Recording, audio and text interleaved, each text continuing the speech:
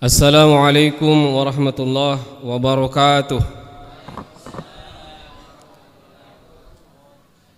Alhamdulillah, alhamdulillahilladzi bi'izzatihi wa ni'matihi tatimmu sholihati wal hasanat wa bifadlihi tatanazzalu bihil khairati wal barakat. Asyhadu an la ilaha illallah wa asyhadu anna Muhammadar Rasulullah. Allahumma salli wa sallim wa barik ala nabiyyina al-karim Rasulullah Muhammadin sallallahu alaihi wasallam wa ala alihi wa azwajihi wa dhurriyyatihi wa ashabihi wa tabi'in wa tabi'it tabi'in wa kafat ummatihi ila yaumil qiyamati ajma'in wa ba'd. Qala Allah ta'ala a'udzu billahi minasy syaithanir rajim. Bismillahirrahmanirrahim. Utslu ma uhiya ilaika minal kitabi wa aqimis shalah innas salata tanha 'anil fahsya'i wal munkar wa la zikrullahi akbar wallahu ya'lamu ma tasna'un.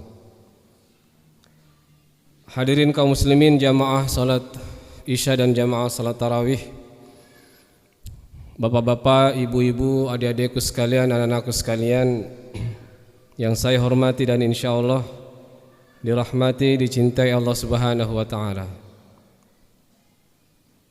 Sehat Pak ya? Masih sehat semua Pak? Alhamdulillah. Ini saya yakin yang jawab alhamdulillah ini sudah punya baju baru semua kayaknya ini.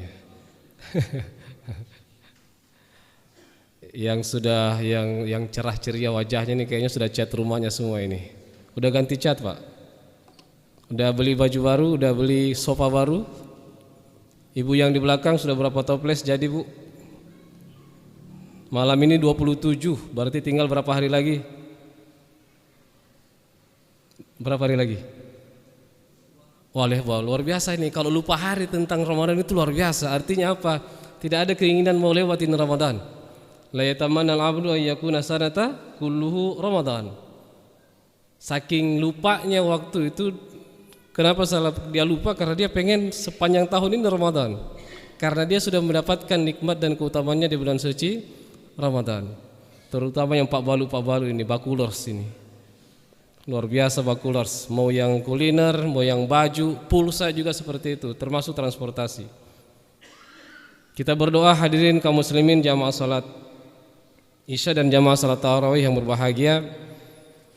Allah Subhanahu wa taala mencatat sekecil apapun kebaikan yang kita lakukan dan ibadah yang kita lakukan 26 hari kemarin, semuanya diterima Allah Subhanahu wa taala. Amin ya rabbal alamin.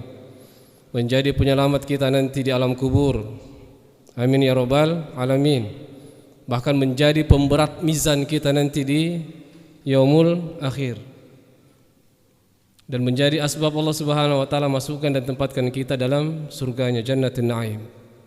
Dan kita berharap pula bahwa sisa 3 malam terakhir ini Allah Subhanahu wa taala memberikan kita kekuatan untuk bisa maksimal beribadah. Kaum muslimin jamaah salat Isya dan jamaah salat tarawih Masjid Al-Barakah yang berbahagia, ketika ibadah selesai maka harus ada hasil yang nampak dari ibadah yang kita lakukan. Betul kira-kira? Betul ya? Karena tidak mungkin Allah mensyariatkan ibadah itu hanya sekedar menggugurkan kewajiban saja. Saya Allah, kalian hamba, kalian harus taat kepada saya, harus taat kepada saya, harus tunduk, harus patuh kepada saya. Saya suruh sholat, harus sholat. Saya suruh zakat, harus zakat. Saya suruh haji, harus haji. Saya suruh puasa, harus puasa. Pasti tidak seperti itu. Akan tetapi ada hikmah. Sholat selesai harus ada hikmahnya. Zakat kita tunaikan, sedekah kita keluarkan harus ada buahnya, harus ada hasilnya. Haji yang kita tempuh dengan segenap kekuatan kita, baik kekuatan materi maupun kekuatan fisik, pulang dari tanah suci, umroh maupun haji juga harus ada buahnya. Puasa Ramadan pun juga harus ada buahnya. I'tikaf di masjid juga harus ada buahnya. Hadirin kaum muslimin jamaah salat Isya dan tarawih yang berbahagia. Sebenarnya buahnya banyak. pada kesempatan kali ini saya hanya akan fokus pada salah satu titik saja, yakni masalah akhlakul karimah sebagai buah dari kita beribadah. Ternyata hadirin yang berbahagia, relasi antara ibadah yang kita lakukan dengan pembentukan akhlakul karimah itu sangat kuat. Walaupun sebenarnya tidak tersirat dalam Al-Quran maupun Al-Hadis, tapi tersurat dalam ayat-ayat Allah Subhanahu wa taala. Ketika kita mau memahami ayat tersebut, maka nampak jelas bahwa pesan Allah Subhanahu wa taala dari rangkaian ibadah-ibadah yang kita lakukan, salah satunya adalah agar kita manusia, orang Islam, orang beriman, setelah ibadah itu ada asarnya, ada bekasnya, ada buahnya, ada hasilnya. Salah satunya apa? Dalam diri kita harus terbentuk akhlakul karimah. Tidak ada yang mengganggu, ya harusnya mengganggu gitu. Udah. Kalau tidak mengganggu berarti sudah paham. Saya lihat tadi ada 1-2 orang yang mengganggu, berarti alhamdulillah baru 1-2 orang yang belum paham, yang lain sudah paham. Paham Pak ya? Ya, baik, artinya apa? Kita kalau bicara sama orang yang paham, enak. Tinggal dikasih baku nyambung. Saya kebetulan guru juga. Membedakan antara anak-anak yang sudah paham dan yang belum beda, butuh perjuangan yang belum. Tapi yang sudah punya dasar enak, tinggal kita sinkronkan saja. Tinggal kita poles saja karena mereka sudah punya dasar. Saya yakin jamaah di sini teman-teman adalah orang-orang yang sudah paham agama, tinggal kita tambahkan saja, kita sharing saja pada malam hari ini. Hadirin kaum muslimin jamaah salat Isya dan tarawih yang berbahagia, ibu-ibu juga yang ada di atas. Ada ibu di atas ya? Oh, di belakang. Kita lihat salat misalnya. Memang ada enggak ayat dalam Al-Qur'an, dirikanlah salat kemudian kamu akan memiliki akhlak yang mulia? Ada Pak? Tidak ada. Yang ada dalam Al-Quran misalnya dalam surah Al-Ankabut yang seperti saya bacakan tadi, wa aqimis shalah, terus innas salata tanha wal munkar. Alhamdulillah hafal semua jamaah di sini. Maka dirikanlah salat kata Allah Subhanahu wa taala, dan ketika kita mendirikan salat dan salat itu betul-betul kualitasnya bagus, maka buahnya adalah solat itu menjadi junnah, menjadi perisai, sehingga ketika kita akan terpeleset, akan melakukan kesalahan, kita punya perisai Pak. Kamu sudah solat, masa mau melakukan kemaksiatan? Kamu sudah solat, masa mau bohong? Kamu sudah solat, masa mau berzina? Kamu sudah solat subuh tadi, masa mau menjemput harta yang haram? Kamu sudah solat, masa sama orang tua saja kamu tidak bagus cara bicaranya, sama orang saja kamu tidak bagus cara bicaranya. Wa aqimis shalah innas salata tanha 'anil fahsya. Al-fahsya itu kalau kita buka buku-buku yang menjelaskan tentang al-fahsya, maka semua dosa yang berkaitan dengan syahwat itu adalah al-fahsya. Dan kalau kita kembalikan ke dalam tubuh kita, syahwat ada berapa Pak? Ada yang katakan 3, ada yang katakan 4. Yang pertama syahwat mulut. Syahwat mulut itu 2, yang masuk dan yang keluar. Yang masuk adalah makanan, kemudian koneksinya ke perut kita ini. Yang keluar apa? Pembicaraan. Apa yang kita ucapkan, seperti saya ini. Ada orang yang syahwatnya berbicaranya luar biasa, tapi berbicaranya mendatangkan kemudaratan bagi banyak orang. Memfitnah, berbohong, menggunjing, menggibah, menamimah, mengadu domba dan sebagainya. Dan lainnya adalah bentuk pelanggaran-pelanggaran yang lain. Kalau kita mau melihat dan kalau kita mau mengelompokkan semua bentuk kategori dalam al-fahsya wal munkar, itu semuanya berkaitan dengan apa Pak? Dengan akhlak. Relasi antara manusia dengan dirinya, hubungan manusia dengan dirinya, manusia dengan orang-orang di sekitarnya sebagai makhluk sosial, dengan alam sekitarnya, dengan binatang, dengan pohon-pohon. Akhlakul karimah. Sedekah misalnya. Kalau kita berbicara tentang sedekah, akhlakul karimah sebagai goal, sebagai tujuan dari kita bersedekah apa? Dalam Al-Quran Allah katakan bahkan 2 kali, walaupun dalam redaksi yang berbeda. Satu konfirmasi, informasi. Yang kedua bentuk perintah. Bentuk perintahnya saya ambil, karena biasanya kalau ayat berbentuk perintah itu lebih keras.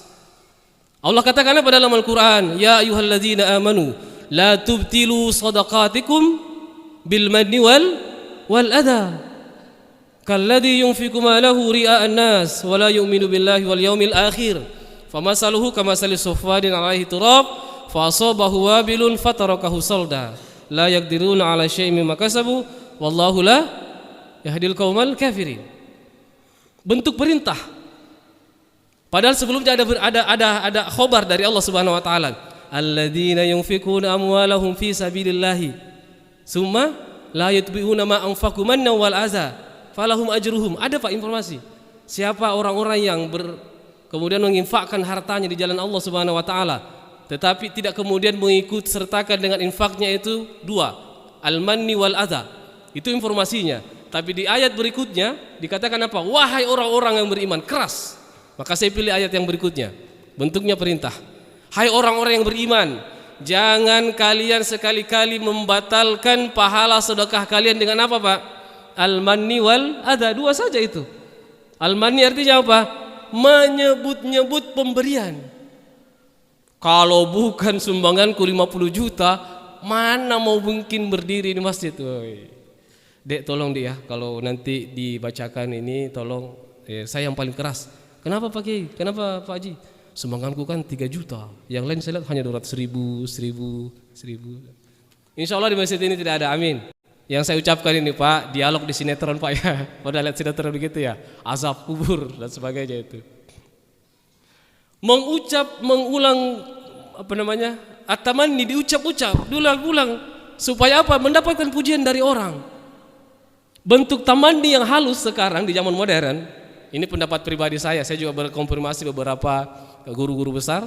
Saya konfirmasi, Pak Kiai, masuk enggak ketika kita memberikan sumbangan?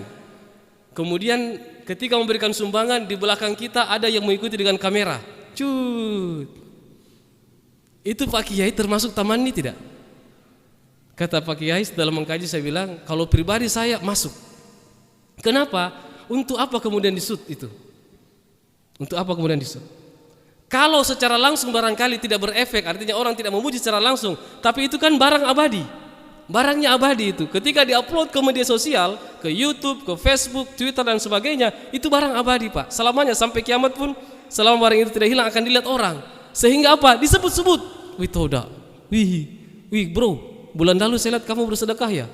Tahun depan lagi dikatakan, wih bro, 2 tahun yang lalu kamu bersedekah. Dari mana kamu tahu? Masih ada videomu, coba Pak. Zaman dulu barangkali orang menyebut-nyebut pemberian itu pada waktu saja. On the case ya, pada waktu kita memberikan sumbangan itu. Tapi sekarang hati-hati, ada tamanni yang halus. Apa itu? Memberikan sumbangan sambil merekam. Tujuannya apa? Banyak macam. Ada yang ingin follower, ada yang ingin ratingnya caranya naik dan sebagainya. Atau memang ada yang profesinya seperti itu sekarang. Ya betul ya. Mudah-mudahan di sini tidak ada. Al-adza yang kedua, membatalkan pahala sedekah dengan menyakiti perasaan orang yang kita berikan sumbangan. Kamu sudah saya kasih bantuan 10 juta, apa terima kasihmu ke saya? Wih. Ada yang begitu kira-kira? Ada, tapi lagi-lagi di mana? Di sinetron. Biasanya saya lihat di sinetron. Ini karena sinetron biasa dilihat ini.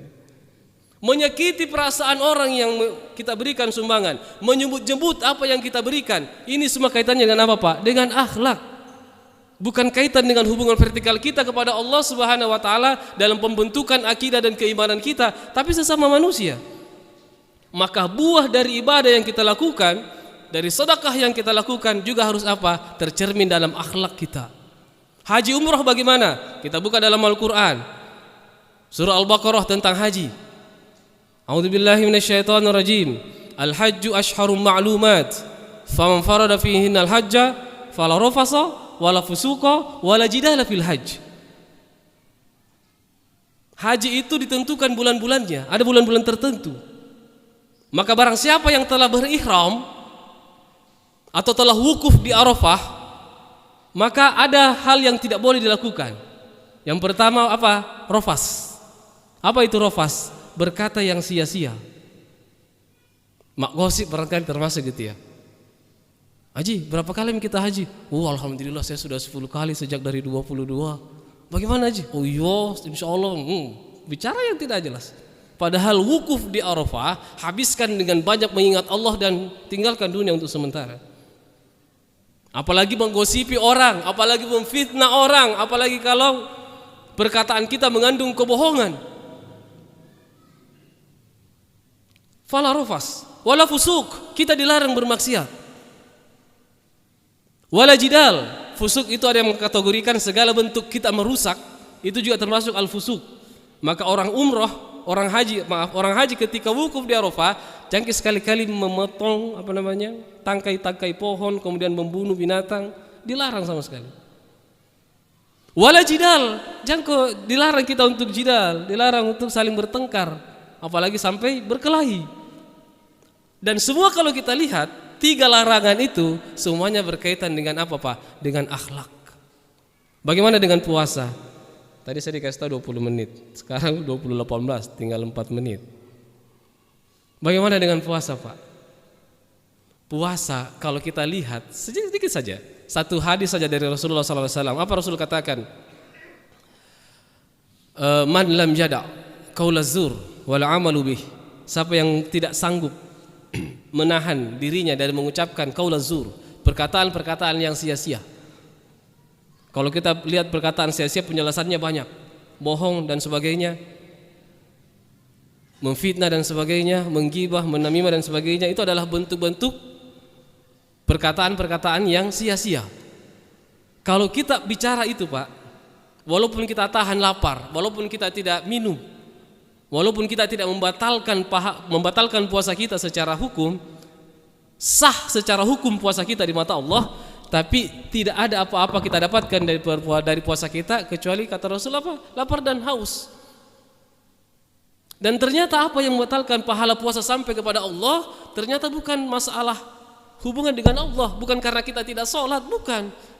Ada enggak tadi yang puasa tidak sholat zuhur? Anak-anakku biasa ini. Ada yang tidak puasa tidak sholat asar tadi waktu puasa ini? Saya yakin tidak ada. Batal enggak puasanya Pak? Yang tidak sholat asar tadi batal enggak puasanya? Ada yang senyum-senyum berarti tidak sholat asar tadi kayaknya. Yang tidak sholat asar tadi Pak, sah puasa tak? Secara hukum sah. Tapi kemudian akan batal pahala puasa itu tidak sampai kepada Allah, tidak tercatat oleh malaikatnya Allah Subhanahu wa taala jika ada pelanggaran yang kita lakukan seperti yang saya sebutkan tadi. Dan kalau kita lihat semuanya juga berkaitan dengan apa? Dengan akhlakul karimah. Hadirin kaum muslimin jamaah salat Isya dan jamaah salat tarawih yang berbahagia, karena 20 menit insyaallah koneksi yang lain kita akan bahas singkat besok subuh ya insyaallah. Mudah-mudahan Allah berikan kita umur yang panjang, kesehatan, kesempatan. Saya pribadi kebetulan malam itikaf, mudah-mudahan sebelum subuh ya, tinggalkan masjid dekat rumah menuju ke sini untuk kemudian setelah itu baru kembali ke masjid. Terima kasih atas kesempatan yang diberikan, atas perhatian dari jamaah sekalian. Mohon maaf jika ada kesalahan kekurangan. Hadanallahu wa iyyakum ajma'in. Assalamualaikum warahmatullahi wabarakatuh.